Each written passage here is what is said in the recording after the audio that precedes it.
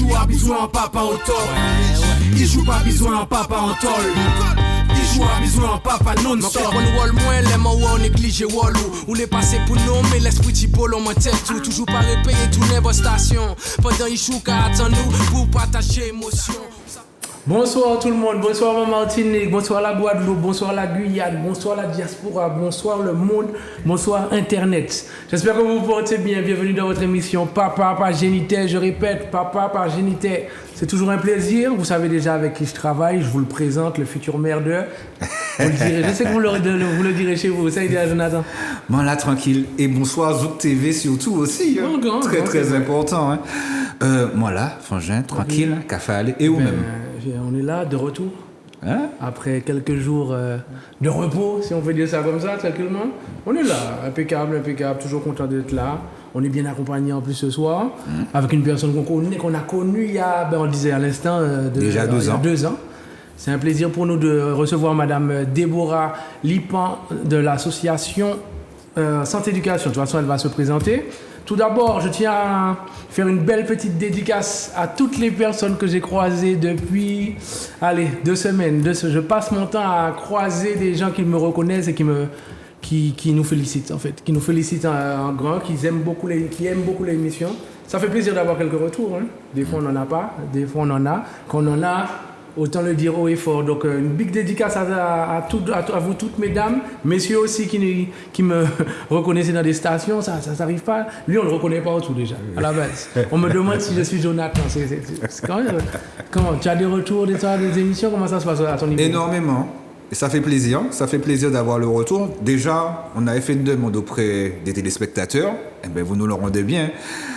Donc ça fait plaisir d'avoir ce retour, de pouvoir discuter également avec vous, quelles que soient les générations, parce que le plaisir d'échanger, eh bien, on le poursuit également via la vie, hein, via la rue, via le quotidien. Et donc ça fait plaisir. Et également, je tiens à faire un petit appel. Papa Génitaire, c'est 2 papas. Mais nous avons également besoin de vous, messieurs les papas, pour pouvoir participer aux émissions. Donc, quelles que soient vos situations, n'hésitez pas à nous contacter, ou bien sinon vous appelez également à la télé, ou bien via nos réseaux, pour participer également à nos émissions. Quelles que soient vos conditions, quelle que soit la vie, c'est toujours bien d'échanger et à partir de là, nous allons évoluer tous et toutes. C'est un échange, rien de plus sain entre nous, perdre de jugement négatif, etc. On n'est pas là pour ça. Nous sommes là pour avancer ensemble. D'abord, on s'écoute et ensuite, on voit ce qu'on peut faire ensemble de A à Z. Moi, je voulais en placer une aussi. Beaucoup de personnes demandent pourquoi il n'y a pas de direct. Alors, je le dis en live. Hein? Messieurs, dames, si vous voulez le direct, il faut appeler Zouk TV, réclamer le direct. Comme ça, il y aura des interactions pendant l'émission. C'est très important. Nous aussi, on est chaud, on attend ça depuis longtemps. Donc, n'hésitez pas à faire part de vos retours à la chaîne et puis peut-être que les choses bougeront grâce à vous. Maintenant, rentrons dans le vif du sujet, la thématique. Donc, l'éducation. Oui, mais comment? Ce soir, nous recevons donc l'association Santé Éducation, on va dire représentée par Madame Lipan Déborah. Alors, madame, je commence par madame, je sais, après je vais devoir dire Déborah, je sais déjà. On peut commencer directement par Déborah. Déborah, comment vas-tu? Ça va très bien, Olivier, très bien. Ça va très bien, Jonathan. Tu vois, en 2 ans, on n'a pas trop changé. Ça, quelques cheveux, quelques poils blancs, vite fait. C'est-à-dire que les hommes sont peut-être un peu plus avantagés de ce côté. Ah bon, tu trouves? Cette période de la vie est un peu plus ingrate pour les femmes. Non, mais tu n'as pas changé non plus. Hein. Je tiens à préciser que tu n'as pas changé également. Problème Dieu, je ne vois pas de grands changements. Eh bien, messieurs, c'est toujours un plaisir d'être avec vous. Non, un plaisir partagé. Comme on disait, ça fait 2 ans que tu étais venu en radio. Tout à fait. Est-ce que tu te rappelles un petit peu de cette émission? Ce dont je me rappelle, puisque la fois dernière, je n'étais pas seule, nous étions plusieurs membres de l'association. Aujourd'hui, je représente l'association, mais je sais que les autres membres sont de tout cœur avec nous, ils avaient des obligations professionnelles. Je retiens l'accueil, la simplicité, des échanges quand même assez libres. J'avais aimé les interventions des auditeurs, auditrices. Et moi-même, ces échanges m'avaient apporté, puisqu'on n'était pas dans une situation de transmettre, on était dans une situation d'échange. Et ça m'avait beaucoup apporté. J'ai continué de vous suivre et je trouve votre démarche et celle des personnes qui vous accompagnent très intéressante. Ça fait plaisir. Et en plus, voir la gente masculine qui se mobilise comme ça autour d'un sujet qui, dans notre société, qui est plutôt matriarcale, est souvent réservé aux femmes. Je trouve que c'est une belle démarche pour la société martiniquaise et ce sont les enfants qui en bénéficient. On le dit et on le répète assez régulièrement, encore il y a 2 jours, ou bien hier, je crois qu'on en discutait encore entre nous. Quel jour on en discute pas. Merci en tout cas, ça fait plaisir. Ça nous touche. En plus, on vous disait, dans cette période-là, c'était la période des masques. Hein. On s'est ravivé quelques souvenirs. C'est bon. Là, on va échanger avec nos vrais visages, tranquillement. Alors, Madame Déborah Lipon, est-ce que vous pouvez vous présenter un tour en quelques mots, histoire de faire connaissance? Nous, on connaît, mais eux, ils ne connaissent pas forcément. Alors, on va commencer par des aspects tout simples. Je suis maman d'un jeune garçon et épouse d'un cher monsieur. D'accord. Donc, je suis aussi la fille d'un monsieur et d'une dame auxquels je dois beaucoup, parce que je pense que l'éducation qu'ils m'ont donnée a beaucoup contribué à la personne que je suis et m'a apporté des éléments d'équilibre. Donc, je suis aussi membre d'une grande famille. Je suis martiniquaise et aussi guadeloupéenne. Donc, je suis caribéenne et je pense que ça joue aussi dans mon identité. Voilà, ça c'était pour la personne. J'aime la musique, j'aime énormément la musique. J'ai l'impression que la musique fait partie de moi, de mon être. Bon, rien d'original pour une Antillaise. J'aime aussi la cuisine, j'aime la nature, j'aime discuter. Donc je pense qu'on a toutes les raisons de... Tu aimes vivre en fait. Et ça doit être ça. Tu aimes la vie. La vie avec sa pluralité. Ça doit être ça. Merci messieurs de me le dire. Donc j'aime la vie. Très important, voilà. Il faut se le dire aussi. Et j'aime aussi partager ce que j'ai reçu, ce que j'ai trouvé. Et c'est la raison pour laquelle je suis avec vous. Et c'est tout ça, je pense, qui a fait que, rencontrant d'autres personnes qui sont dans la même dynamique, nous avons constitué ensemble l'association Santé-Éducation en 2019. Ce sont des personnes, je pense, qui sont dans la même dynamique, avec des passions, avec une envie de partager, avec un héritage à vivre et à transmettre. Et nous avons fait notre chemin et nous continuons d'avancer. Aujourd'hui, nous sommes dans une démarche qui va plus vers un aspect professionnel de notre activité, mais nous sommes tout de même attachés au partage dans le cadre du bénévolat. Parce que nous croyons que c'est le fait de travailler de manière collective, de réfléchir, de trouver des solutions de manière collective. C'est la somme de nos individualités qui va faire que le collectif avance. Voilà. Très bien, très bien. Je n'aurais pas dit mieux.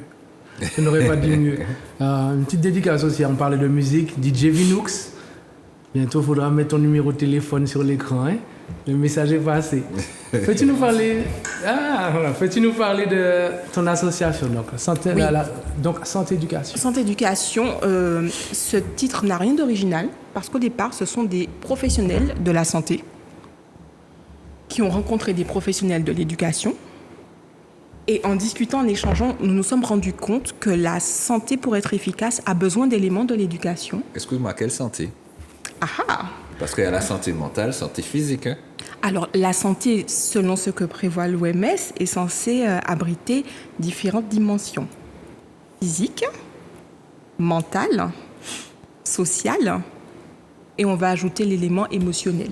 D'accord. Donc, lorsque je parle de professionnels de la santé, ce sont des personnes qui s'intéressent à tous ces aspects de la santé. Tous les corps de la santé. Exactement, okay. Complètement. Et simplement, lorsqu'on parle de prévention, on parle d'éducation à la santé. Donc, pour être efficace en santé, on a besoin de compétences qui sont en général liées à l'éducation. Or, lorsque l'on veut éduquer en étant efficace, on est obligé de passer par des éléments de la santé. Pour être un élève efficace, qui profite vraiment de ce que la scolarité peut lui apporter, un enfant doit manger équilibré, doit dormir suffisamment, doit faire du sport, doit avoir un équilibre émotionnel. Donc là, on revient à la santé. Donc finalement, ce sont deux façons d'organiser la vie humaine qui se complètent et qui ont besoin l'une de l'autre. Est-ce que selon vous, on peut dire que la santé et l'éducation sont des bases en fait? sont les bases de tout, en fait. J'ai envie de dire que tout est lié, hein. Comme tu disais, tout se complète. Hein. Le fait que ça se complète, bien manger, eh ben on va se, comme on dit, de corps et d'esprit. Corps et d'esprit, être bien de corps et d'esprit, si on se sent bien dans son corps, eh ben, dans l'esprit, ça ira mieux aussi. Tout à fait. Donc tout, pour moi, se lie, tout se complète, comme tu venais de le dire tout à l'heure, selon moi. Quand j'entends santé et éducation, donc tu as bien dit que c'est deux milieux qui se sont Tout à fait. rencontrés et qui ont combiné, si je comprends bien, Complètement. qui collaborent. Est-ce que dans ce milieu, vous avez échangé facilement, vous vous êtes compris tout de suite, ou ces deux milieux qui ont dû d'abord discuter, chacun doit représenter sa place et ensuite on voit ce qu'on peut faire ensemble? Il y a eu un peu des deux. Je pense que ça dépend de la sensibilité, par exemple, des personnes qui appartiennent au corps enseignant. Si on est face à des personnes qui sont plutôt de tendance scientifique, je pense que la relation avec le monde du médical, paramédical, sera vraiment immédiate. Si on est face à des personnes qui ont plutôt une propension au littéraire, à la philosophie, je crois que la discussion va servir. Maintenant, dans notre cas, nous collaborions depuis longtemps lorsque l'association a été constituée. Et c'est parce que nous collaborions que les personnes qui participent à ce que nous proposions de manière tout à fait bénévole chez nous, dans une salle, dans la nature, nous ont dit, mais écoutez, vous proposez des activités structurées. Vous aimez ça, vous y consacrez du temps. Constituez une association, allez-y franchement. Et finalement, tout ce qu'on a fait avec les membres de l'association Santé Éducation, c'est toujours venu des personnes qui participaient à ce que nous proposions. Et nous nous sommes laissés porter par l'élan des bénéficiaires et nous avons avancé comme ça, pas à pas. Donc vous avez, avant de créer l'association, vous vous rejoignez pour discuter à travers des espaces d'échange et ensuite, à partir de là, est née l'association.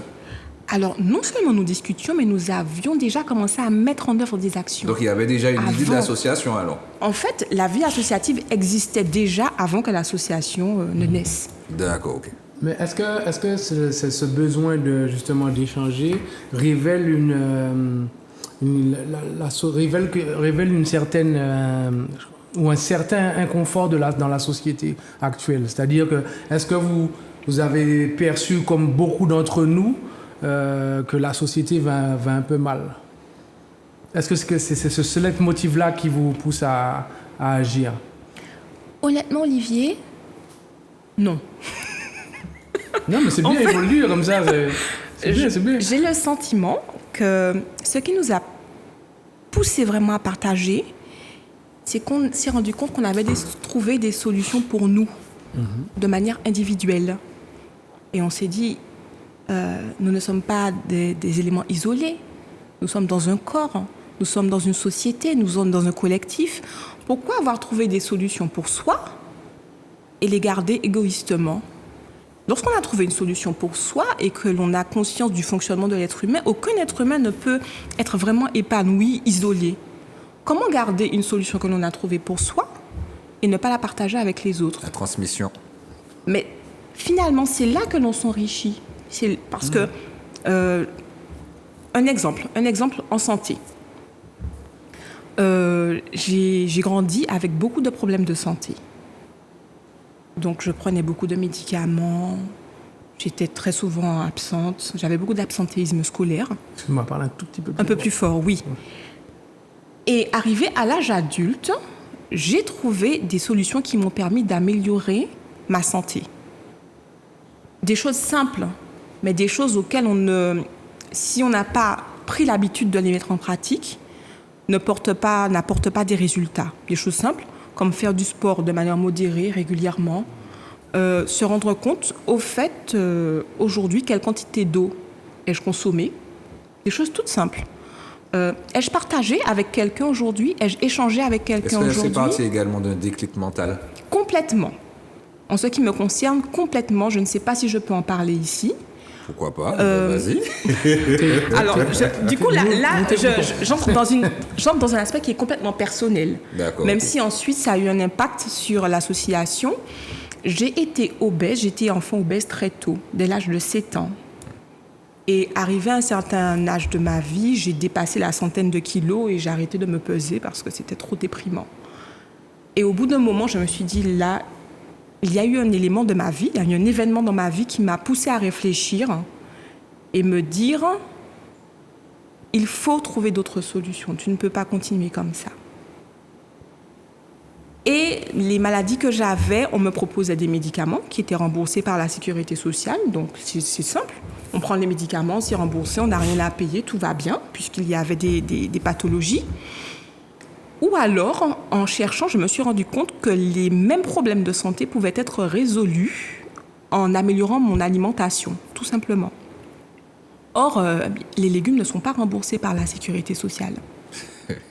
C'est bête, mais lorsqu'on est étudiant, je vous assure que ça fait la différence, parce qu'on compte tout lorsqu'on est étudiant, surtout lorsqu'on est parti étudier à l'étranger.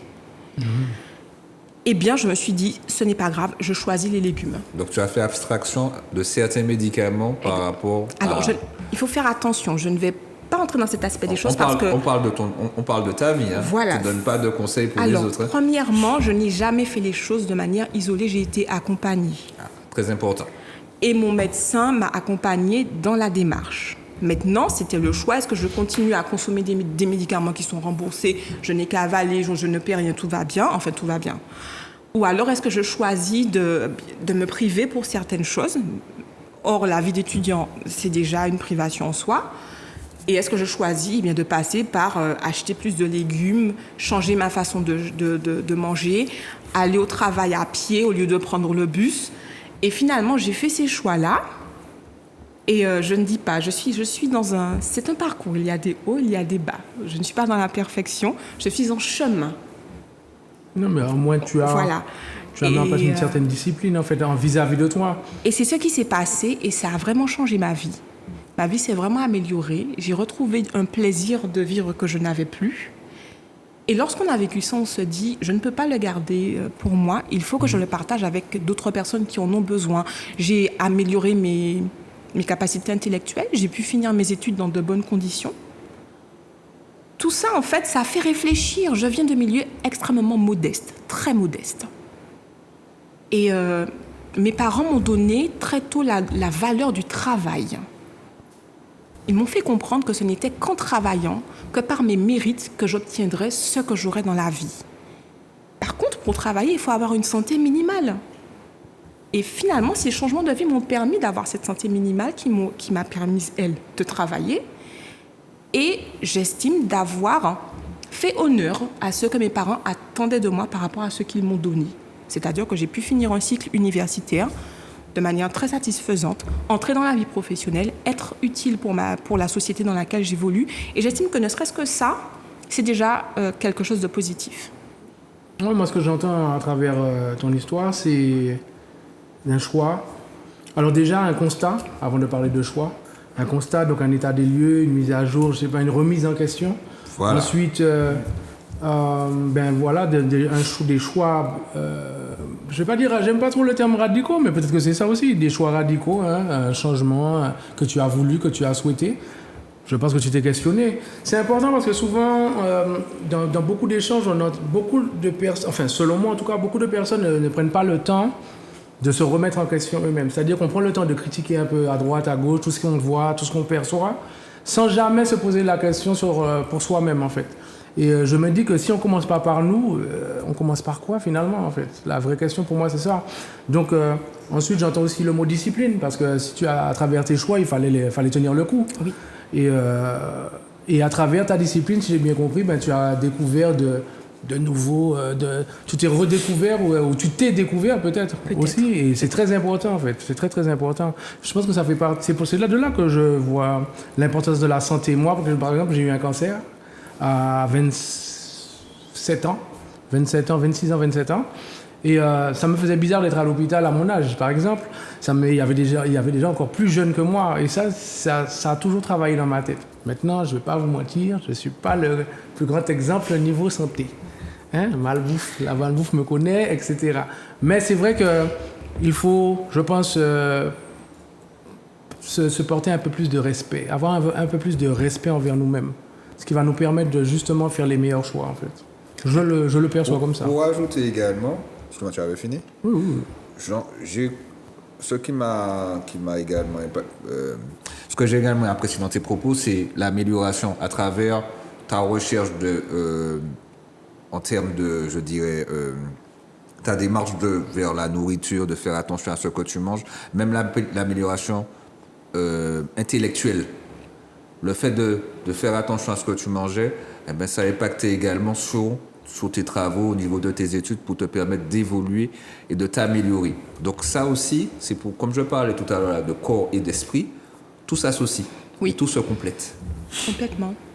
Est-ce que la santé physique, enfin les santé physique et mentale sont forcément liées? Santé physique et mentale? Parce qu'il y a des gens qui font du sport, par exemple, parce qu'ils veulent être beaux physiquement. Mais ça ne veut pas dire que psychologiquement, il y a forcément un travail. Je ne sais pas. Moi, je vois des gens qui font du sport, par exemple, pour moi, pas forcément pour les bonnes raisons. C'est esthétique, mais c'est tout. En fait. Tout dépend. Après, ça, c'est mon avis. Tout dépend des motivations, hein, effectivement. Parce que moi, ce que Déborah disait tout à l'heure là, toi, depuis l'âge de 7 ans, tu étais dans une certaine condition, tu étais en état d'obésité. Donc, il te fallait également sortir entre parenthèses, de ce traquenard, déjà par rapport à ta santé, par rapport à ta vie en elle-même aussi. Oui, bien sûr. Donc, quand c'est comme ça aussi, tout dépend des motivations. Si la personne doit faire du sport pour préparer le tour de Yole et être le bodybuilder aussi. Non, mais je peux te donner des contre-exemples, des exemples et des contre-exemples. Il y a des gens qui sont très cultivés, qui aiment lire, etc., mais qui vont manger 2 tonnes de pizza.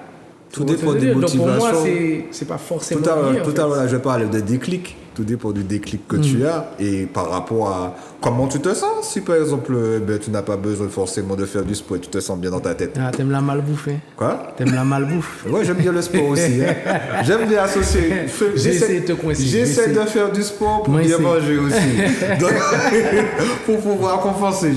C'est un petit peu pour compléter. L'excès, je vais essayer de faire non, moi, moi, c'est mon ventre qui me fait, qui me rappelle à la concentration. Non. Alors, je pense qu'il faut éviter de se juger soi-même et de juger les autres. Non pas je ne nous invite pas à être complaisants. Mm-hmm. Cependant, comme je disais, dans mon cas, je suis en chemin. Je n'ai pas encore atteint l'objectif final. Il y a des hauts, il y a des bas. Et je pense que nous sommes tous soumis à ces réalités, d'avoir des hauts, d'avoir des bas. Et je pense que tout simplement, c'est de garder un objectif global, un objectif final, de revenir régulièrement, se dire, bon, où j'en suis ? Et lorsqu'on est dans une période creuse, se dire, bon, là, c'est une période creuse. Que vais-je faire pour remonter un peu la pente ? Et aussi, lorsqu'on est dans une période plus positive, se dire, prendre le temps, non pas de s'enorgueillir, mais de se satisfaire, de se reconnaître soi-même. Écoute, là, tu as fait des efforts, tu as fait des progrès, ce que tu fais, c'est bien, continue. J'aime beaucoup ton discours. Je vous disais que plus jeune, j'avais été atteint de cancer. Alors, bon, vous inquiétez pas, moi, je parle de ça comme n'importe quelle histoire, il n'y a pas de souci, mais ce qu'il fallait comprendre à cette période-là, c'est qu'un médecin m'a dit, bon, ok, vous avez ci, vous avez ça, maintenant, choisissez comment vous voulez finir. Il ne me disait pas que j'allais mourir, hein, c'est pas ça qu'il me disait, mais il me disait, faites un choix. Est-ce que vous acceptez la maladie et vous faites en sorte de fonctionner, ou vous n'acceptez pas et vous souffrez. Et j'avais que ce choix, et bon, le choix a été vite fait. Et il est clair que je tiens à dire à beaucoup de personnes que quelles que soient les maladies, quels que soient les traumas, etc., la guérison commence par le mental. C'est 90% de mental et 10% de soins, en fait, en réalité. Et si on prend en compte vraiment la santé, c'est-à-dire prendre soin de nous, et bien on dure plus longtemps. J'en suis la preuve vivante. Hein. J'avais 26 ans, j'en ai 42. D'accord ? Ça veut dire ce que ça veut dire. On n'a pas tous le même sort, c'est vrai, mais c'est aussi une question de mentalité, une question d'état d'esprit. Si on veut vraiment prendre soin de nous, eh bien, il n'y aura que nous pour prendre soin de nous, en fait. Ça me rappelle un dicton. Embrasse ta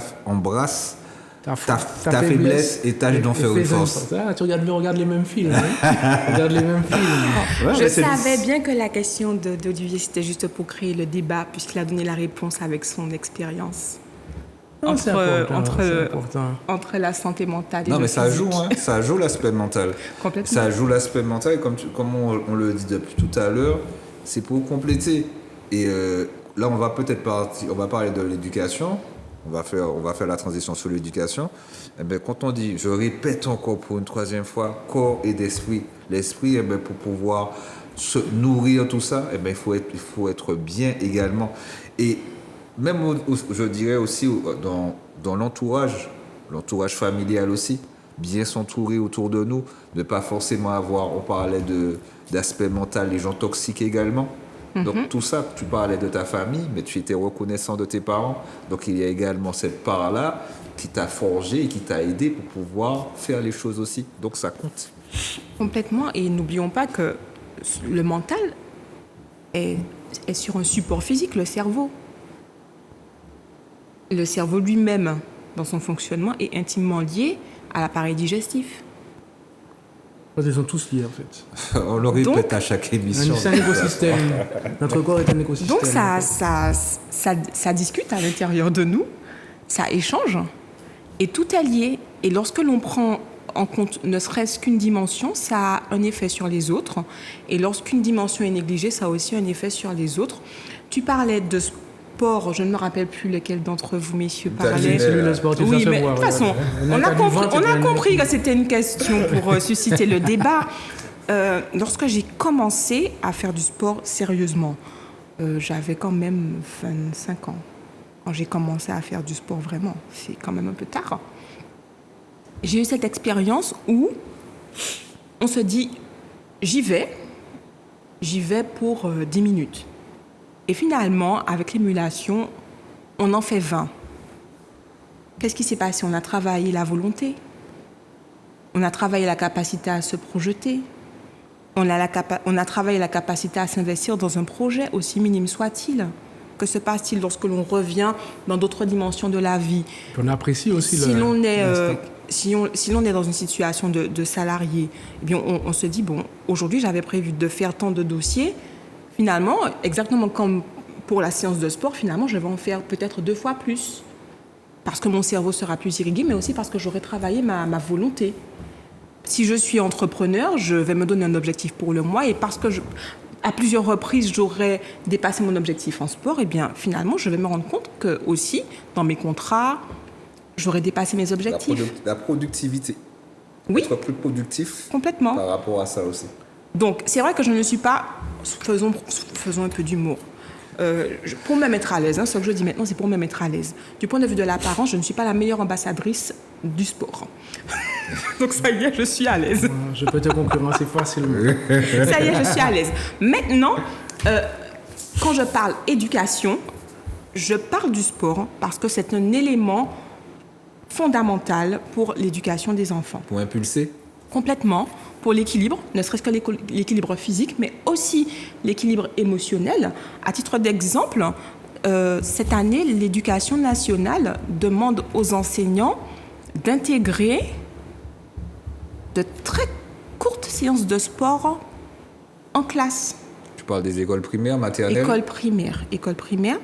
Donc, entre une séance de français et une séance de mathématiques, 50 pompes. Ils vont prendre 5 minutes et faire quelques pompes, quelques dips, un petit jeu avec une musique qui va demander de bouger un peu. Donc, aujourd'hui, c'est complètement intégré dans l'éducation. Ça nous permet de suivre Jonathan qui avait suggéré que nous fassions cette transition. Mais juste avant de faire la transition, je sais qu'à faire la transition. Je voulais vous dire quelque chose de très important. On parle de mental, de santé physique et on a dit psychologique. Je vous parlais de l'hôpital, par exemple. Dans la société, en fait, quand nous avons des luttes, quelle que soit pour la santé, quelle qu'elle soit, beaucoup de personnes prennent des fois les choses à la légère parce qu'elles ne sont pas encore atteintes d'un mal qui va les ralentir dans la vie. Tant mieux. On va prendre ça quand même bien. Mais ce que je veux dire, c'est que quand on arrive dans un hôpital et qu'on constate que, par exemple, il y a différentes tranches d'âge dans cet hôpital, en fait, chacun doit être la motivation de l'autre. C'est-à-dire que, par exemple, quand moi je suis arrivé, je me suis dit, mais qu'est-ce que je fais là à 26 ans? À 26 ans, qu'est-ce que je fais là? C'est pas normal. Et en fait, je tombais sur des enfants plus jeunes que moi. Et je devais me dire, mais ok, ils sont plus jeunes que toi, donc montre-toi fort parce que tu dois les aider à tenir, etc. Et moi, je pense que les grands, plus grands que moi, faisaient la même chose. C'est pour ça que je dis que c'est très important ce n'est pas qu'une question comment dire, d'alliance, même si l'alliance est très importante, c'est aussi une question de tirer les uns vers le haut. C'est une question de discipline, c'est une question d'éducation. Je sais pas, dans beaucoup de familles, dans beaucoup de foyers, si je prends la mienne, on nous a toujours montré qu'on peut s'aider, on peut s'entraider. Donc du coup, arriver dans une telle situation dans un hôpital, quel qu'il soit, j'étais obligé d'aider le plus jeune que moi. Comme je pouvais aussi, je me disais que j'étais obligé d'aider l'aîné qui était à côté de moi. Déborah le disait à travers également son association pour pouvoir aider les gens. Tu as appris des choses, donc là maintenant tu es dans la transmission. Ben voilà, c'est un partage parce qu'en fait, même si on n'est que des malades par exemple, eh bien ensemble, on va être toujours un peu plus fort parce qu'on on va traverser le combat ensemble en fait. Ensemble, vous êtes qui arrivés, d'autres vous êtes qui avancés. Donc le mental, c'est partie de l'éducation, c'est prendre soin de nous, la santé a été atteinte, mais l'éducation a rappelé que, écoute, ok, vous êtes comme ci, comme ça, mais ensemble, vous serez plus fort. Ouais. Et je trouve que c'est un message à propager assez souvent à tout le monde, en fait. C'est pas parce que tu n'es pas sur un lit d'hôpital qu'il ne faut pas penser à celui qui l'est. De toute façon, elle est cultivée, hein. Quand on parle d'estime de soi, de bien-être, ça passe par ça. Quand on parle de communication avec la famille, ça passe par ça également. Donc, entre le milieu scolaire, le milieu familial, le milieu associatif également, la santé est partout. La santé mentale, la santé physique, elle doit être partout. Donc, quand tu parlais des circulaires de l'éducation nationale par rapport le fait de pouvoir mettre le sport omniprésent au milieu éducatif, ça compte beaucoup, hein? Tu es touché? Je fais une allergie. Tu fais une allergie? Ok, d'accord, il n'y a pas de problème, t'inquiète pas. Nous sommes là, on est ensemble. Donc, tu veux un peu d'eau? Vas-y, ne t'inquiète pas, on va gérer. C'est du direct. Non, il n'y a pas de problème, N'hésite pas. En tout cas, comprenez bien que... comprenons bien, parce que je suis dedans, que la santé aujourd'hui, elle a toujours été une base, en fait. Moi, je ne vois pas d'autres mots. Est-ce que dans ta vie, tu sens que quand tu es malade, tu as envie d'aller travailler? Est-ce que tu sens que tu peux aider tout le monde quand tu n'es pas en bonne santé? Oui. J'ai envie de rajouter, Olivier, tu te rappelles, on avait fait une thématique avec dédicace à Briscoe sur la charge mentale. Mm-hmm. Donc, quand on parle de l'aspect mentale, elle est omniprésente. Quand on parle de l'aspect physique, elle est omniprésente. Et dans tout ça là, parce que par rapport à la thématique d'aujourd'hui, éduquer, et on en a déjà fait par le passé quand on fait l'allusion entre éduquer et élever. Et on parle élever, élever, c'est élever un troupeau. On va relancer. Mis à part élever, si on veut, tu vois, s'élever, on parle monter, de dimension. Voilà, monter vers le haut. Mais c'est pourquoi il y a une différence, même, on le dit souvent aussi à travers notre langage, déconstruire aussi certaines choses parce que les mots ont leur importance. Et si elles ont leur importance, en disant certaines choses, on passe par certaines vérités aussi. Tu sais, moi, quand je pioche dans mes souvenirs, la santé a toujours fait partie de ma vie. J'ai joué au football très tôt, en club. Il y avait cette dynamique de s'entraîner, de bien respirer, de bien s'alimenter. Quand je suis aujourd'hui un adulte et que je suis un père avec un enfant, la santé de mon enfant est une priorité, en fait. Tu comprends? Je peux être malade, mais je vais tout faire pour que mon fils ne le soit pas, par exemple. Tu vois? Dans ma tête, ce sera comme ça. Donc, en quelque part, l'instinct parental, si je peux dire... Est-ce qu'on peut dire instinct parental? On peut dire ça? L'instinct parental, oui, je pense. L'instinct parental. On peut dire l'instinct parental? C'est une bonne question, ça. Tiens, n'hésitez pas à aller sur les réseaux pour nous dire. Est-ce qu'on peut dire l'instinct parental?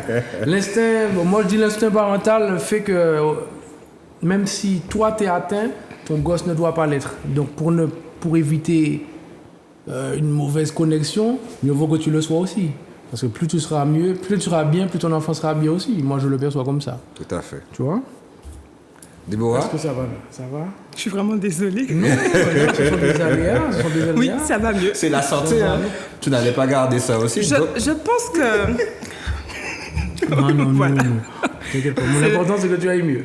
tout va bien, je suis là, tout Ouais, va bah, c'est très bien. super. On est là, tranquillement. On continue?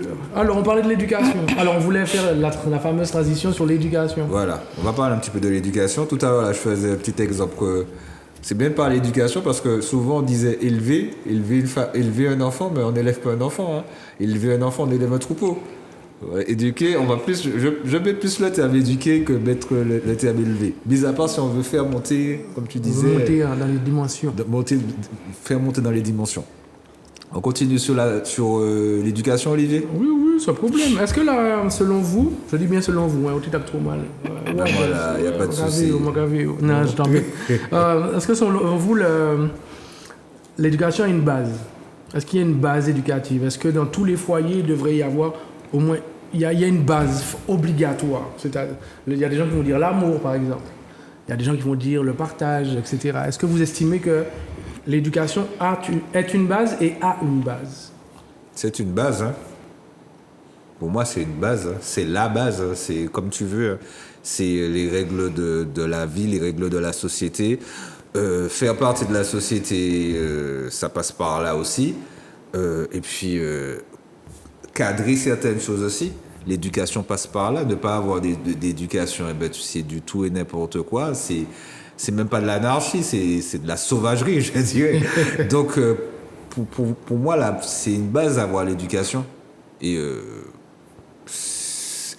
c'est quelque chose qui est censé être naturel. C'est pas naturel, hein, mais on parlait de transmission tout à l'heure là. Ben il faut transmettre cette éducation avec sa base et puis également en le faisant évoluer.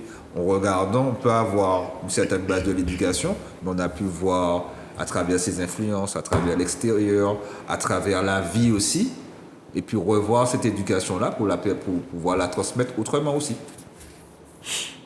J'ai envie de dire, qu'est-ce qu'éduquer? Qui éduque?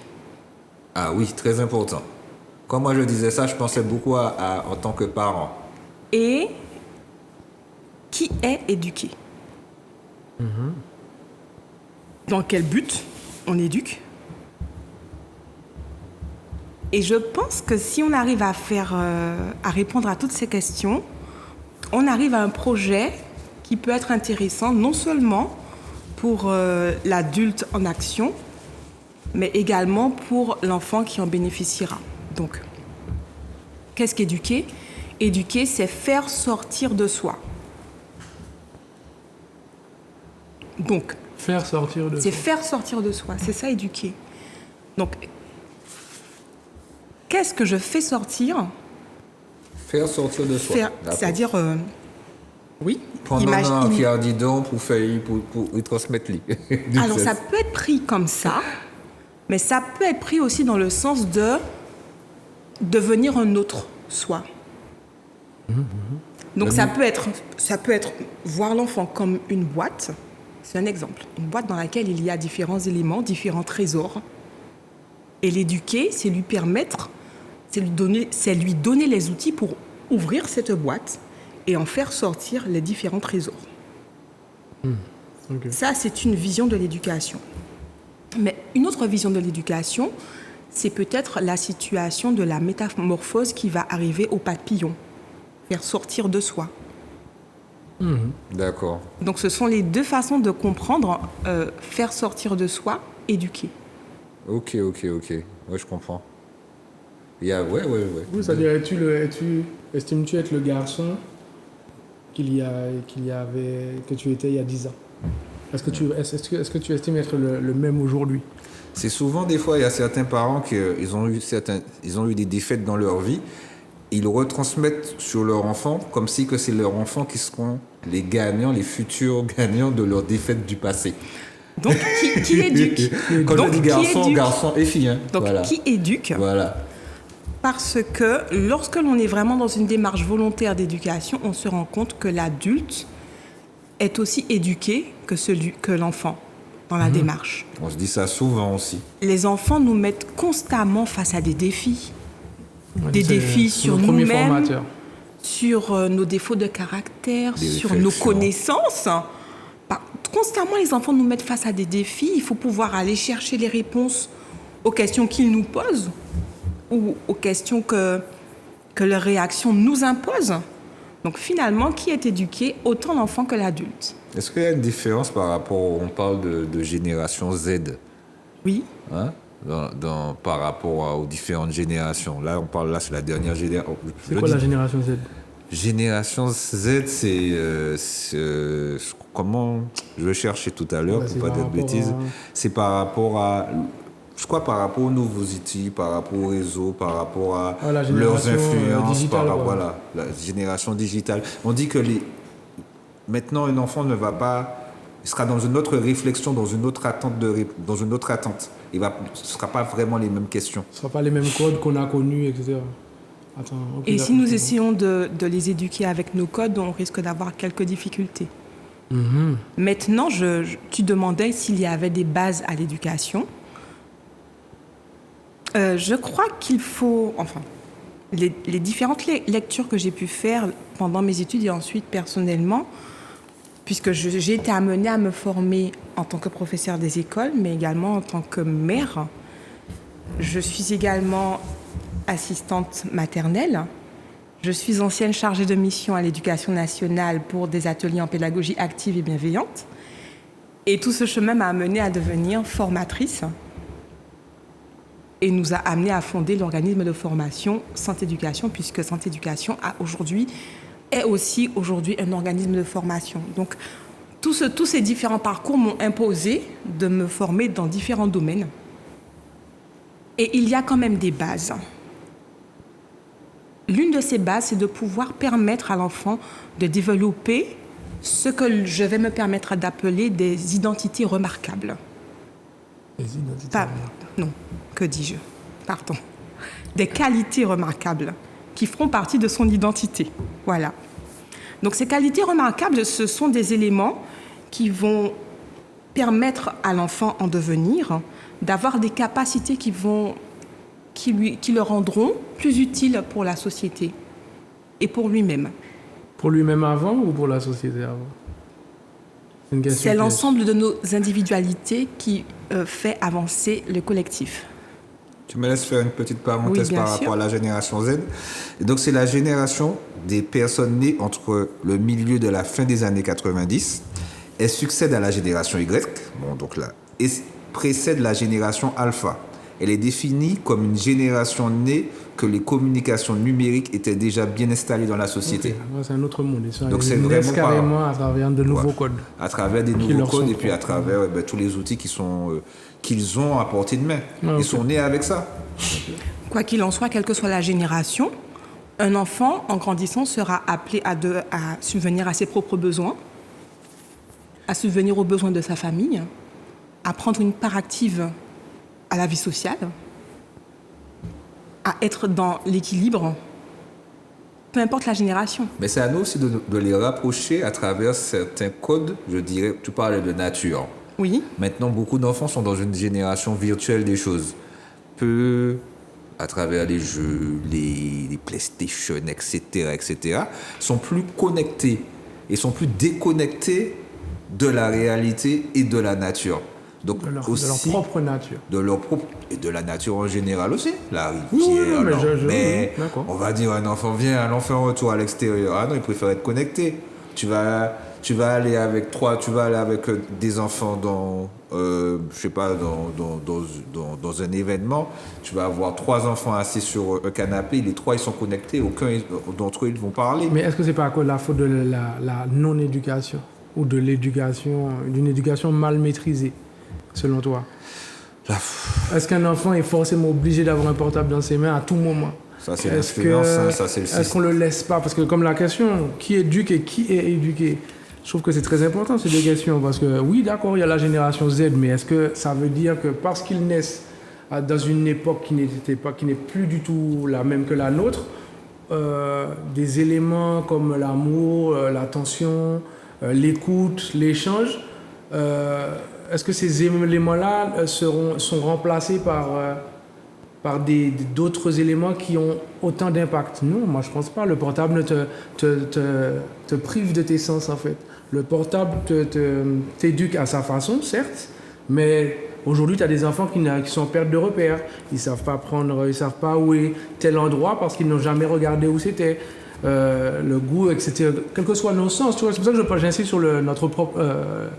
Ils sont déconnectés de leur propre nature.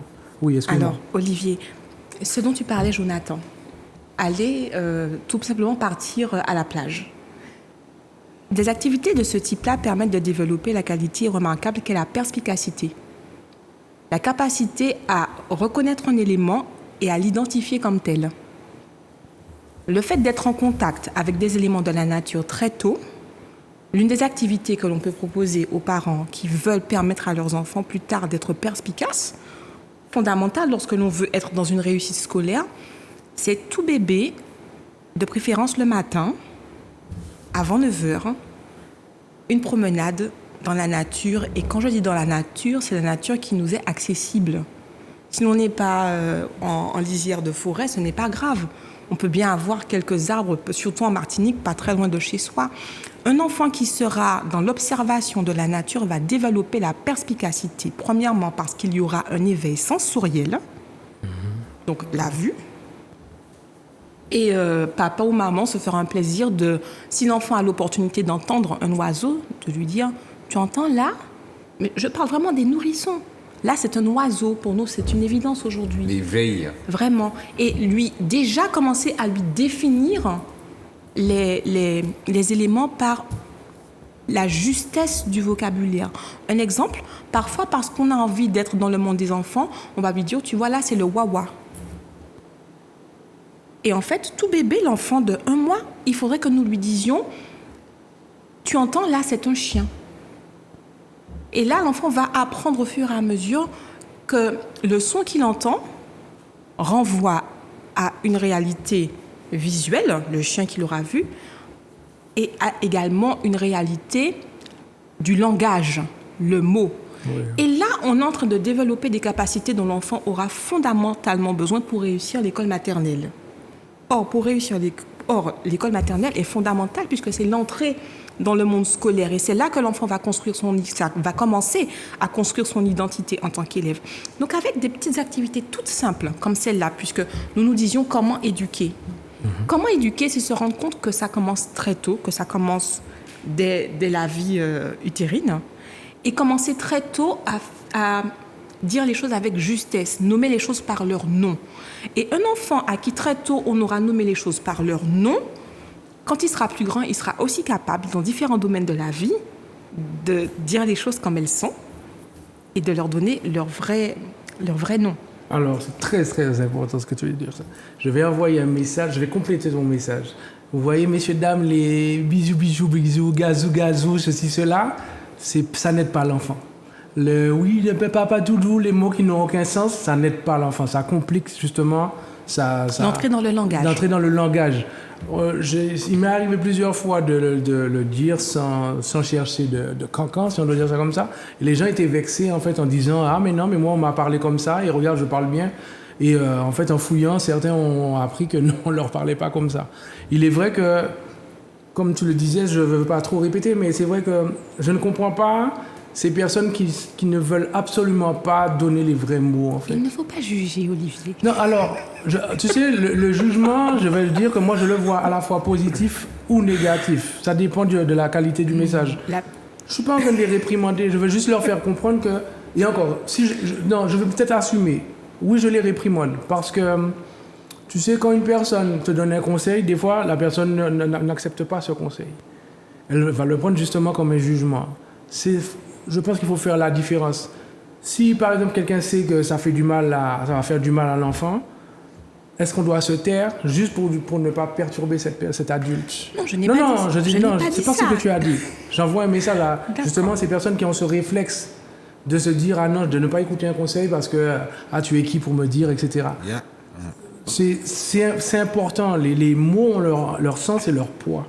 Et moi, j'ai envie de rajouter aussi, des fois, on va peut-être, je ne veux pas dire négliger, on va se dire, Tchambala, pas obligé d'aller ou à l'extérieur, il périt tant qu'elle là, il est trop petit pour comprendre, trop petit pour savoir. Comme tu disais, le fait d'aller à la nature, tu vas te dire, on va voir l'importance, mais d'autres parents, c'est pas dans le jugement, je ne rentre pas dans le jugement, je tiens à préciser, mais l'éveil est important. Ne pas négliger le fait de partir avec l'enfant et le fait qu'il va voir d'autres couleurs, d'autres paysages, sortir de la maison, c'est important pour l'enfant. On ne va pas forcément voir le résultat sous l'instant présent, mais dans l'avenir, le fait qu'il voit des couleurs, dans le subconscient de l'enfant, ça l'aide aussi. Différentes odeurs également. Puisque nous avons cette chance d'avoir quand même des petits bouts de nature en Martinique. Et nous avons, ne serait-ce qu'un exemple. En décembre, on a le fleuri Noël. Donc en fait, notre nature est riche. Et il y aura une forte stimulation, mais une bonne stimulation du cerveau, contrairement à ce que proposent les écrans et même les dessins animés qui sont présentés comme des dessins animés pour bébés. Le bébé, il a besoin de la vie réelle. Donc, de la nature, des odeurs, des touchés. Maintenant, il faut aussi reconnaître une chose, parce que je l'ai vécu, moi, donc je peux comprendre les parents qui le diront. Lorsque l'on a un enfant en bas âge, choisir de partir en promenade avant 9h, c'est pas évident. Ce n'est pas évident. La logistique, le temps, tu as compris. Le soleil. C'est pour ça que je dis qu'il faut vraiment... Alors là, on arrive à une autre qualité remarquable, c'est la bienveillance. C'est-à-dire que si on a la possibilité d'aider une jeune maman, alors aujourd'hui, on n'apprécie plus que les gens entrent chez nous. Mais si on a l'opportunité d'aider une jeune maman à faire un peu de ménage, ce qui va lui permettre de se libérer un peu pour passer du temps de qualité avec bébé, ça peut aider. Voilà, les papas peuvent prendre le relais, mais pas que les papas. Ça peut être une voisine avec qui on a de bonnes relations, qui va aider dans un domaine pour permettre à la jeune maman, parce que je parle là des très jeunes bébés. Donc, ce sont peut-être des moments où la maman a encore le congé parental. Donc, il faut peut-être que nous revenions à ces éléments de bienveillance. Donc, la bienveillance, c'est nécessairement aller aider, mais aussi faire preuve de discrétion quant à ce que j'aurais vu quand j'ai été aidée. Que la personne ne se sente pas jugée ou qu'après, l'intérieur de son foyer ne soit pas révélé à des personnes qui n'étaient pas censées recevoir des informations. Donc, nous avons vu que la bienveillance des uns peut permettre aux parents de développer la perspicacité de leurs enfants. Maintenant, en pédagogie active et bienveillante, nous parlions de cette génération qui utilise les médias, qui utilise les écrans et qui n'a plus d'appétit pour les choses du réel. En pédagogie active, on nous dit tout simplement qu'éduquer, c'est permettre à l'enfant d'abord d'observer. Ensuite, de faire avec. Ensuite, de faire en étant lui observé. Et ensuite, de transmettre. Donc, 4 étapes. Pour intégrer, quel que soit l'élément, faire son lit, faire un gâteau, apprendre une leçon, acquérir une qualité remarquable, comme par exemple la perspicacité, il faut que l'enfant nous ait vu nous-mêmes aller en nature pour vouloir y aller. Il faut ensuite que nous ayons fait avec lui le projet d'y aller. Donc là, l'enfant entre en action, mais il entre en action en étant accompagné de l'adulte. Ensuite, lui permettre, lui, d'organiser, selon l'âge de l'enfant. Là, on arrive à des enfants qui sont plus âgés. Mais si nous souhaitons vraiment leur permettre d'intégrer cette capacité à être intéressés par le réel, à partir de certain âge, on lui donne la possibilité, lui, d'organiser la prochaine sortie en nature. Nous sommes à la 3e étape de la pédagogie active. Et finalement, transmettre, lui permettre de partager avec des camarades qui n'ont peut-être pas cette sensibilité, le plaisir d'aller en nature. Et parfois, on demande à nos enfants d'être capables de mettre en œuvre certains éléments et d'avoir développé des traits de caractère parce qu'on leur aura dit. J'ai l'impression de me reconnaître même parfois. Non, mais c'est ça. Moi, je vois mon fils en fait à travers tes mots, à travers vos mots. N'écoute pas ce que je dis, regarde ce que je fais. Et c'est très très important que les enfants puissent voir que ce que les parents effectuent à travers, comme tu disais, la transmission, mais également, je vais dire, dans l'action. Ça parle plus que les mots.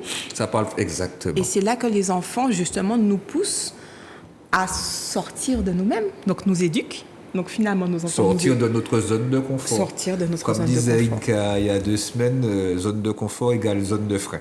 Exact.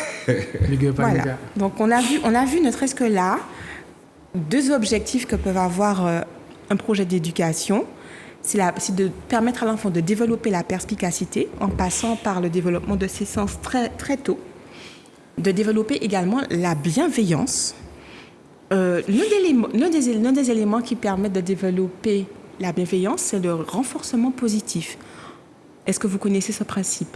Renforcement positif? Oui, le renforcement positif. J'entends renforcer, j'entends dans la positivité. C'est complètement ça.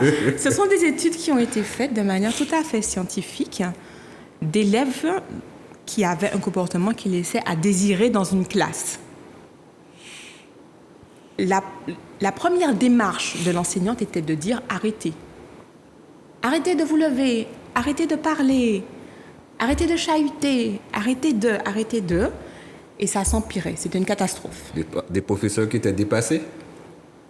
Je ne dirais pas ça. Ce n'est pas ce qu'a dit l'étude. L'étude dit que c'était une classe qui était observée. Ok, d'accord. Okay. Et parmi les personnes qui observaient cette classe, il y en a un, c'était à dessein bien évidemment, qui lui a proposé de ne plus faire remarquer aux enfants ce qu'il faisait de négatif, mais de leur faire remarquer uniquement ce qu'il faisait de positif. Donc, un enfant se lève, elle devait faire comme si elle n'avait rien vu. Par contre, lorsqu'un enfant restait assis et travaillait, elle devait lui dire « Je t'encourage, ça favorise tes apprentissages que tu choisisses d'être assis, je t'encourage à en faire ainsi. » L'enfant lui-même restait assis plus longtemps et les camarades entendaient. Donc au bout d'un moment, ceux qui se levaient ont commencé à s'asseoir. Là, ça rentre dans une part de psychologie. C'est beaucoup ça, éduquer. Ouais. Pourquoi? Parce qu'on touche à l'estime de soi de l'enfant, puisque la parole la parole crée. Et finalement, à n'entendre que des mots négatifs, finalement, c'est ce qui reste dans le cerveau de l'enfant. Qui entache sur l'estime de soi aussi, et sur la valorisation. Est-ce que je suis moins capable d'avoir le comportement qui convient, puisque j'entends toute la journée que je ne l'ai pas? Et finalement, en renforçant de manière positive, donc le renforcement positif, en faisant remarquer ce qui était positif chez les uns et chez les autres, au bout de quelques semaines, ils se sont rendus compte que le niveau sonore de la classe avait diminué, que l'investissement dans les apprentissages s'était amélioré, que bien évidemment le vécu de l'enseignante était bien plus positif. Et nous sommes tout simplement invités, nous en tant qu'éducateurs, donc qui éduquent? Ce sont les éducateurs, les parents, les enseignants, le personnel municipal qui encadre les enfants à l'interclasse, à la garderie, les milieux périscolaires où les enfants sont en activité le mercredi ou pendant les petites vacances, le personnel de crèche, les assistantes maternelles. Toutes ces personnes, ce sont des éducateurs. Donc, qui éduquent? Ce sont toutes ces personnes. Et finalement, ne serait-ce qu'en utilisant le renforcement positif, en tant qu'éducateur, nous pouvons voir notre quotidien amélioré. J'ai envie de rajouter, j'entends également le mot formation. Parce que pour pouvoir appliquer tout cela, il faut savoir être formé, parce que c'est pas évident. Hein. Il y a une sorte de lâcher prise de ces codes aussi, parce que on est dans une société martiniquaise où on a dit tu m'as pas pour faire ci, tu m'as pas pour faire ça. Donc c'est difficile dans l'application aussi. Hein. Là, tu touches vraiment à l'objectif de notre association. C'était préparé alors? Non, pas du tout. Non, en fait, on en avait déjà parlé quand je vous parlais de solutions. Nous avons parlé de solutions en termes de santé. La santé n'est pas mon domaine professionnel. J'ai parlé de mon expérience personnelle. Tout à fait. Mon domaine professionnel, c'est l'éducation. Donc, maintenant, nous parlons de l'éducation et nous avons voulu aussi, et c'est ce que nous sommes c'est ce que nous faisons maintenant, partager avec ceux qui nous accordent le privilège de leur présence et de leur écoute des solutions en termes d'éducation. Je vous dis tout simplement, essayez et laissez-nous, si c'est possible, sur les médias de Papa Génitait, vos réactions dans 3 semaines. Essayez le renforcement positif. Que vous soyez parent, que vous soyez professionnel, essayez le renforcement positif. Donc, je rappelle tout simplement, pendant quelque temps, nous faisons fi de ne pas nous rendre compte des actes répréhensibles de nos chers petits. Par contre, nous faisons remarquer à l'enfant en question, non pas à ses camarades, parce qu'autrement, nous serions dans une situation de comparaison qui porterait préjudice à la dynamique de groupe. Non, nous faisons remarquer à l'enfant en action ce qu'il a fait de positif et nous nous efforçons de trouver une raison, quelle qu'elle soit, de le faire pour chacun d'eux. Même si c'est minime, il y en a pour qui on aura peut-être un peu plus de difficultés à trouver. Mais nous allons faire l'effort et trouver un élément positif à renforcer chez cet enfant et nous allons observer ce qui se fait. Par contre, cela va nous demander, non seulement nous, mais aussi pour les enfants, de commencer à mettre en place la 3e qualité remarquable que je voudrais partager avec vous ce soir, c'est la régularité. Parce que ça ne fonctionnera pas en une seule fois. Pas oublier qu'on m'a dit stylo, papier, carnet. Donc, je reprends. La première qualité remarquable, c'était la perspicacité, qui sera développée de manière précoce par le développement sensoriel. Et le développement sensoriel, eh bien, nous avons besoin, bien évidemment, il y a des outils pédagogiques très intéressants qui sont proposés sur le marché.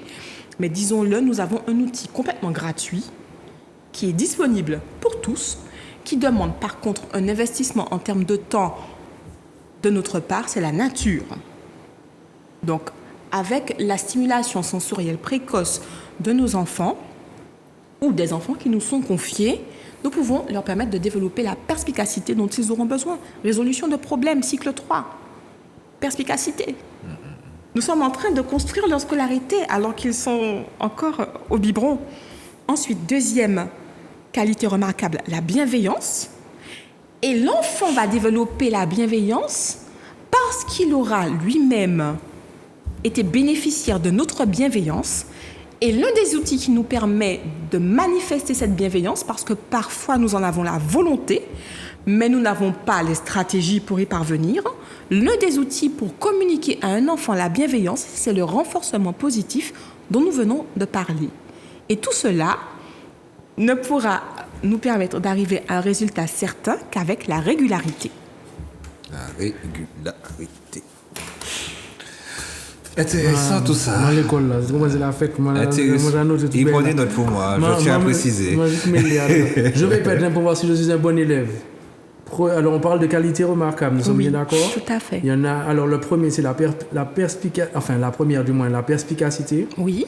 2, la bienveillance. Oui. 3, le renforcement positif. Alors excuse-moi Olivier, je me permets. Oui, dis-moi. Le renforcement positif, c'est la stratégie que tu vas utiliser pour enseigner à l'enfant la bienveillance. D'accord, donc c'est l'outil. C'est l'outil. C'est la méthode, ok. Voilà. Autant pour la perspicacité, l'outil, c'est la nature. Le renforcement positif, c'est l'outil pour la bienveillance. Comment ça se passe au niveau... niveau... Donc 3, c'est la régularité alors. Exactement. D'accord. Comment ça se passe au niveau des séances, des rencontres pour pouvoir animer ce genre d'échange, ce genre de transmission avec les plus jeunes, avec les parents? Alors, comme je disais, c'est vrai que c'est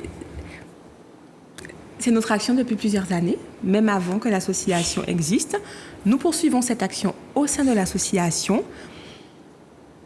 J'ai envie de vous dire qu'aujourd'hui, je suis tout simplement là au nom de l'association pour partager avec vous.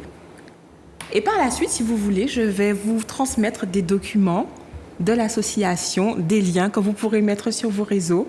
Et tous ceux qui veulent venir vers nous seront accueillis et toutes les informations nécessaires leur seront données. C'est vrai que, alors ça peut paraître étrange comme démarche, mais c'est vrai qu'aujourd'hui, c'est vraiment le plaisir de partager. C'est tout, c'est celui-là. Ah, c'est un plaisir Donc partagé. après, si vous voulez aller plus loin, n'hésitez pas à entrer en contact avec Négactif, à entrer en contact avec l'association Santé Éducation. Nos numéros de téléphone, je les donne, sont le 06 96 89 44 77. 29. 89 44 77, mais également le 06 96 03 79 07. Et nous avons également une page web. Et là, par contre, Olivier, je te prends au dépourvu. Si tu voudrais bien partager le lien que je t'avais envoyé avec nos amis, comme ça, ils sauront où trouver tous les renseignements. Je l'ai. Vous voulez tester moi en live? Non, alors, Je l'ai. non, Mais non. de tester, Olivier, je ne risquerai pas. Pas du tout. Non. Par contre, je te demande ta contribution. On va baser ça tout de suite. Tout de suite. Nous t'attendons. Alors, santé du forme. Alors, SANTEDUFORM. Je répète, SANTEDUFORM. My, donc MY, point, Canva, CANVA, point, site, SITE, santé du forme, My Canva, site. Et par contre, je précise, il faudrait taper non pas dans le moteur de recherche, mais vraiment dans votre barre Internet. À la barre Internet, en haut. Voilà, parce que ce n'est pas une page qui est référencée sur les moteurs de recherche. D'accord. Ok. Mais vous irez et vous verrez tout simplement tout ce que nous vous proposons. Sous les commentaires Facebook, on va mettre le lien, la vérité. On va mettre le lien. Ça tout de suite. On va mettre le lien, comme ça vous allez pouvoir Voilà. voir les travaux, voir tout ce qui se passe également. Tout à fait, ce qui a déjà été fait, ce qui sera fait, ce qui est proposé. Non, mais c'est important et c'est intéressant de savoir ces outils. Comme tu disais, l'envie de transmettre, si vous avez réfléchi, vous avez vécu certaines choses, et le fait de retransmettre, vous avez, à travers vos réflexions, comme je disais, réfléchi, à travers vos réflexions, la démarche de transmettre dédiée à travers la collectivité pour nous permettre à tous d'évoluer. Et donc, oui, j'adhère fort par rapport à tout ça. Moi, j'apprends tellement de choses là, en à peine 1h30 que je vous dis que je suis en train de... Mon cerveau est en ébullition. Non, mais ça me rappelle. Tu sais, moi, je confirme, franchement, tout ce que j'ai entendu, tout ce que j'entends du moins, parce que je revois mon fils. Alors, moi, je suis quelqu'un qui aime marcher pieds nus, par exemple. Et j'ai toujours estimé qu'il devait marcher pieds nus lui aussi. Donc, il a connu le contact avec l'herbe très rapidement, par exemple. Alors là où, des fois, on entend certaines personnes qui veulent absolument que l'enfant ait forcément des chaussures, etc. Donc, même la nature, je me rappelle le bruit des motos. Je sais qu'il reconnaissait, il entendait, il y avait souvent une moto qui passait, je pense que c'était un voisin, et mon fils avait retenu ça en fait. Et il avait ce réflexe de dire « Oh là !» Et je lui disais « la moto ». Et en fait, il a commencé à dire la moto tôt en fait. Et il disait le mot tôt. Complètement. Et c'est vrai que c'est important d'être aussi proche de nous-mêmes, en fait. Tu sais, nous parlions de perspicacité. Pour pousser pour la perspicacité, nous faisons une digression. Très tôt, nous allons lui dire l'oiseau entend. Entends-tu? C'est l'oiseau. Entends-tu? C'est le chien. Par contre, à partir de quelques mois, nous pourrons commencer à lui dire c'est un merle. Ah, d'accord, ok. C'est un À mal partir de fini. combien de mois? Autour de 6 mois, tu peux commencer à J'ai dire. mon petit-neveu, je vais. Tu peux commencer à partir- avec mon petit-neveu. Le cobaye. Alors, si tu n'avais pas encore. Si tu avais commencé la démarche très tôt, Ah oui, je le fais. Ah, il y a le chien, il y a voilà. l'oiseau. Alors maintenant, tu vas lui dire écoute, c'est un caniche. Ah, vraiment rentrer Écoute, dans la précision. c'est un Rottweiler. Comme ça, il apprend à oui. faire la différence. D'accord, d'accord. Écoute, c'est un merle. Écoute, c'est un mal fini. Écoute, c'est une 125 cm3. Écoute, c'est une Kawasaki. Il aura 15 ans, là. Non, mais elle dit à partir de 6 mois. Non, mais là, pour les véhicules, on peut attendre. Mais bon, c'était... Combien de centimètres cubes? Ah ouais, d'ici la nuit, etc. Oui. Non, là, j'exagère. Plus tard. Mais on commence par la nature. Et vous verrez que ce sont des enfants qui, peut-être parfois à leur détriment, seront extrêmement exacts. Et on arrive donc à la 4e qualité remarquable. C'est-à-dire qu'un enfant à qui on a commencé à dire à 6 mois, c'est un merle, c'est un malfini, ou c'est un caniche, c'est un rottweiler, c'est un enfant qui va faire preuve de beaucoup d'exactitude dans sa façon de décrire les choses. On va créer un pragmatique, là. Un petit peu scientifique des choses. Pourquoi pas? Quand, tu vois, avec cette exactitude, quand j'entends tout ça. Non, mais tant mieux. Parce qu'il va... Que va-t-il se passer? Il va transférer cette exactitude à son comportement scolaire quand il sera scolarisé. Tout à fait. Donc ce sera à son bénéfice.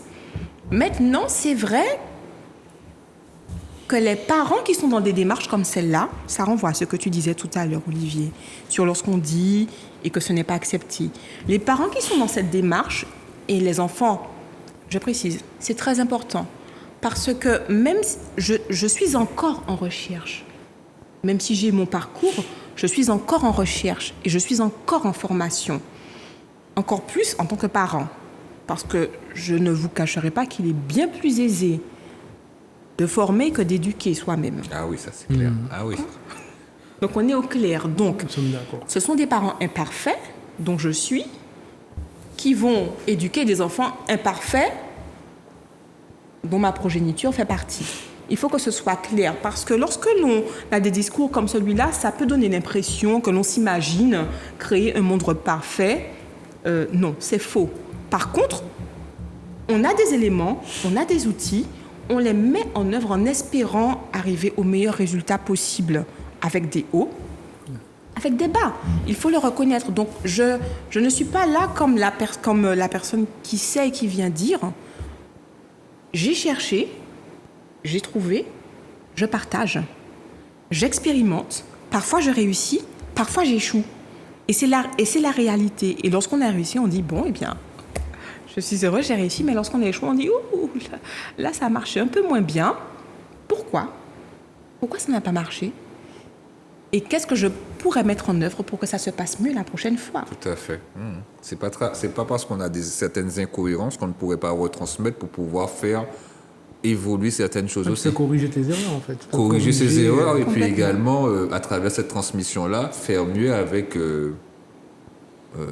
dans notre entourage, dans notre collectif. Transmission des valeurs. Qu'est-ce qu'une valeur? Une valeur, c'est une notion qui fait la différence. Lorsqu'on parle de dollars, d'euros, on parle aussi des valeurs. Donc on peut donner différents sens au mot valeur. Oui. Lorsque l'on transmet ces valeurs, non seulement à nos enfants, mais lorsque nous partageons entre adultes, il y a une transmission de valeurs. Donc il y a une transmission de notions, mais il y a aussi une transmission de richesse. Et je vous disais que les enfants qui développent cette exactitude, ça peut être parfois difficile pour eux d'être au contact, d'être confrontés à certains éléments. Et moi, je me dis, c'est pour cette raison que je vous ai dit qu'aujourd'hui, je suis là et je suis très heureuse d'être avec vous, messieurs, et avec vous, internautes, et avec vous, téléspectateurs qui allez nous rejoindre. Eh bien, c'est qu'il y ait de plus en plus de parents qui soient dans cette démarche et qu'il y ait de plus en plus d'enfants qui partagent ces éléments, de sorte que nous nous sentions ensemble dans cette démarche.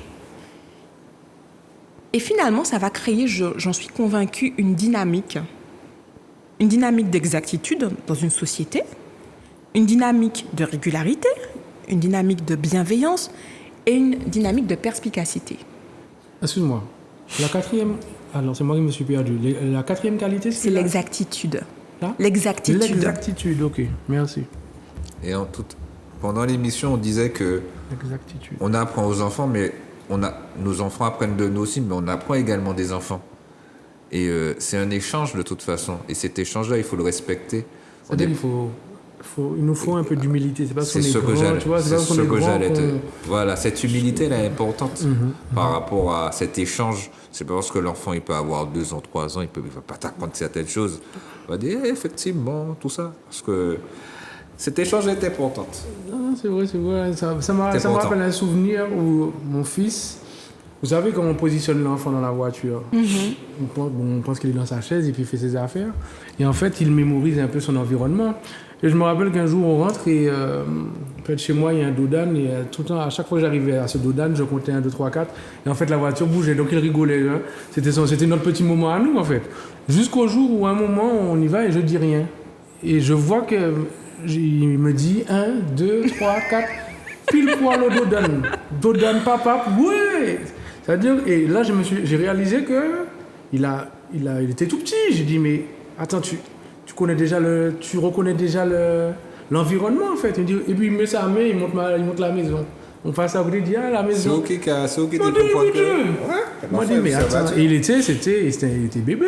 La régularité. Voilà, exactement. À force de refaire, ça y est, c'est adapté. La régularité. Et c'est vrai que, est-ce que, vite fait, vous pensez qu'on sous-estime nos enfants? Bien sûr.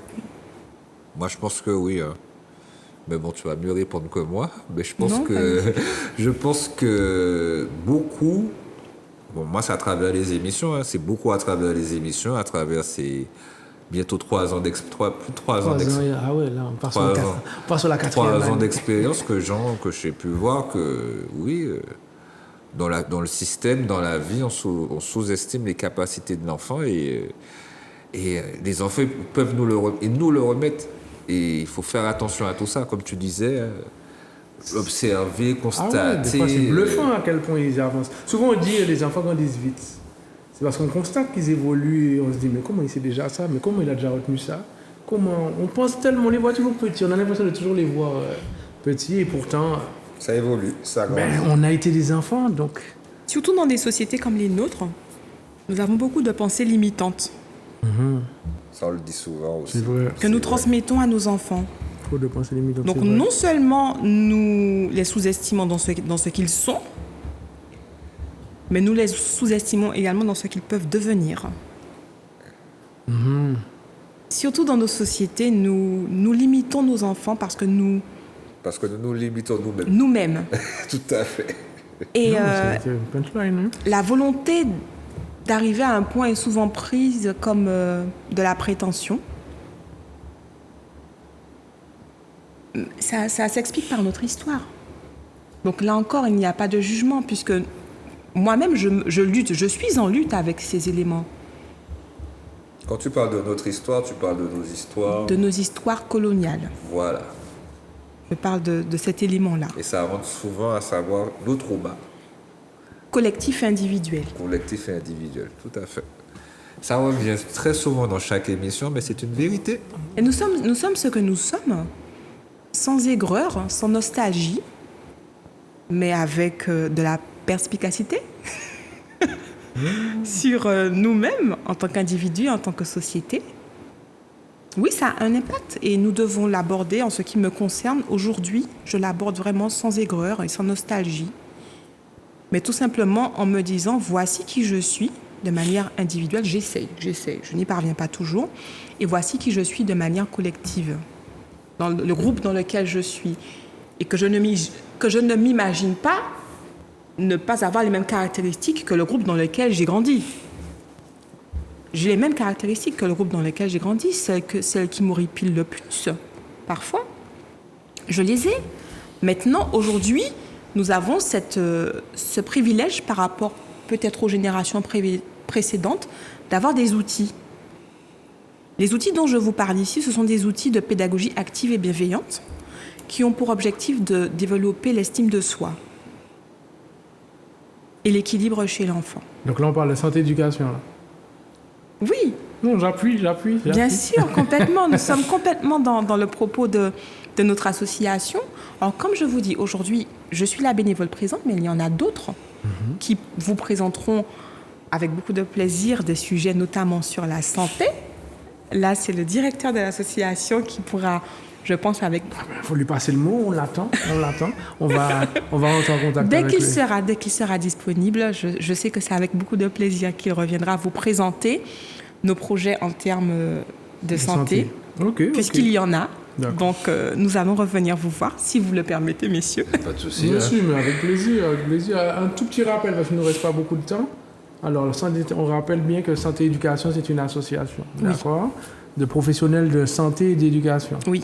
Ok. Je l'ai écrit là pour ne pas l'oublier. Vous proposez des solutions de prévention et d'amélioration du quotidien en matière de santé et d'éducation. Oui. Ça, c'est très important. L'accompagnement à travers des accompagnements? Alors, nous avons eu l'accompagnement individuel en santé, puisque le directeur de l'association est titulaire d'un diplôme universitaire dans la santé, en plus de son activité professionnelle initiale. Maintenant, cette activité est en suspens, mais nous avons des projets dans le domaine de la santé. Donc, nous allons revenir vers vous. Vous travaillez dans toute la Martinique? Nous travaillons dans toute la France et nous avons déjà travaillé également avec le Sénégal. Avec le Sénégal bien. aussi. Nous sommes également en collaboration avec une association qui mène des actions à Haïti. Ah, bien, Ah ouais. bien. Au combat? Donc, notre volonté, c'est vraiment de partager toutes les fois où l'opportunité nous est offerte de le faire. D'accord, ok. Je rappelle les numéros de téléphone 06 96 89 44 77 ou 06 96 03 79 07. Très très important. Les amis, il est l'heure, il est venu malheureusement. En fait, moi je suis content parce que j'étais comme un petit scolaire là. Je me sens J'espère juste que tu ne t'es pas ennuyé, comme Ennuyé. parfois à l'école. Bon, je réponds en direct. Hein. On voit pas, c'est pas vrai. On voit pas Il n'y a bien. rien écrit. C'est voit pas pas, vrai. bon. c'est- Non, je peux même faire un vite résumé, un rapide résumé. Pensez à l'équilibre émotionnel, très important. Les qualités remarquables, la perspicacité, la bienveillance, la régularité, l'exactitude. Se poser des bonnes questions vis-à-vis de l'éducation. L'éducation, c'est quoi? Qui éduque? Qui est éduqué? Comment on éduque? Les outils, le renforcement positif, donc le langage positif. J'ai entendu aussi trop de pensées limitantes et pour finir l'émission, je vais finir par nous limitons nos enfants car nous nous limitons nous-mêmes. Madame Déborah Lipan, merci beaucoup. J'espère que tu as passé un excellent moment. Comme d'habitude, messieurs, c'est Ah, moi mais qui c'est vous bon. remercie pour C'est un plaisir l'invitation. partagé. Merci encore. Tu nous as nourris, sainement. J'espère que vous Ça a été également, mutuel, ça a été téléspectateurs, téléspectatrices, vous avez été nourris de cette émission aujourd'hui, comme chaque émission. Hein. Complètement. Mais là, spécialement là aujourd'hui, c'était sympa. C'était beaucoup de bonnes énergies, beaucoup de bons conseils, mais la preuve que l'éducation a sa base, à ses bases, pardon. Et ces outils. Très très important. Et ses outils, Et ses exactement. Bienvenue dans l'émission Papa Génitaire. À très bientôt. Merci à tous, merci téléspectateurs, merci à vous, messieurs. À bientôt. Il joue à besoin en papa en tol. Il joue pas besoin en papa en tol. Il joue à besoin en papa non Manque stop. un wall moins, les mots on néglige wall ou les passer pour nous, mais l'esprit tipolo mon tête tout. Toujours pas répéter tourner vos stations. Pendant il chou qu'à attendre nous pour partager émotion.